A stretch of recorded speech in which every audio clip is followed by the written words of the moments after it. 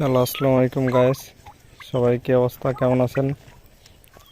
তো আজকে আমি আপনাদের সাথে একটা কথা শেয়ার করব যে প্রথম অবস্থায় খামার কিভাবে শুরু করবেন। অল্প পুঁজি দিয়ে খামার শুরু করতে হবে।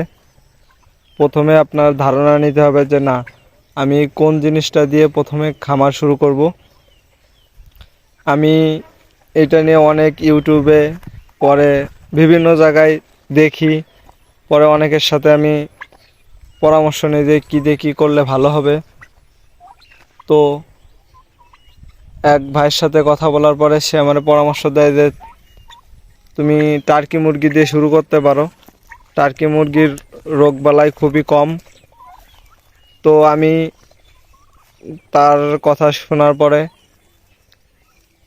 তারপরে ইউটিউব থেকে অনেক দেখি, ভিডিও দেখি। দেখার পরে আমি টার্কি মুরগি নিয়ে আসি সিরাজগঞ্জ থেকে। 10 পিস টার্কি মুরগি নিয়ে আসি কেনার পরে তাদের তাদের থেকে আমি বাচ্চা তুলতে সক্ষম হই। দেখুন, সেই প্যারেন্টসগুলারই বাচ্চাই যেইগুলো আবার প্যারেন্টসের জন্য তৈরি হয়ে গেছে।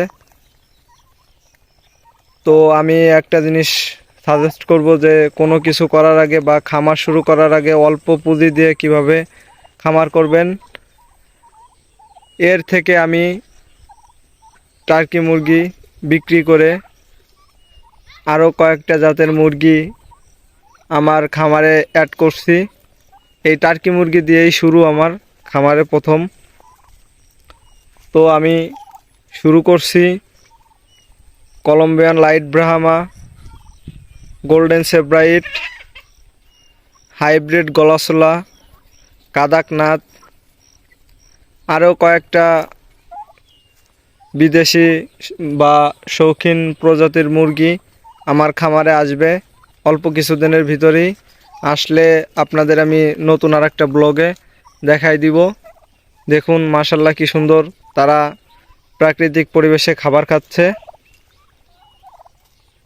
আর এরা খাবারও খুব কম কম বলতে, আপনি যদি ছাইড়ে খাওয়ান তাহলে আপনার খাবার খরচটা অনেক কম লাগবে।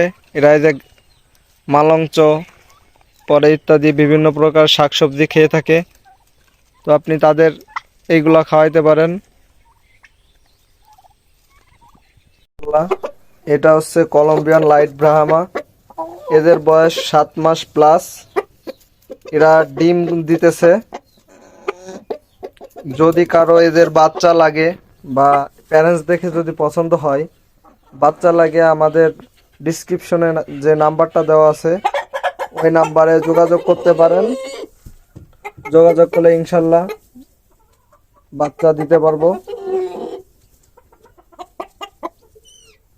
আর আপনারা যারা নতুন, আমাদের চ্যানেলটি সাবস্ক্রাইব করে আমাদের পাশে থাকবেন। ইনশাল্লাহ সামনে যে ভিডিওটা আসবে ইউনিক কিছু আপনারা দেখতে পাবেন ইনশাল্লাহ। এটা বলে আমাদের আজকের ভিডিও শেষ করতেছি। আসসালামু আলাইকুম।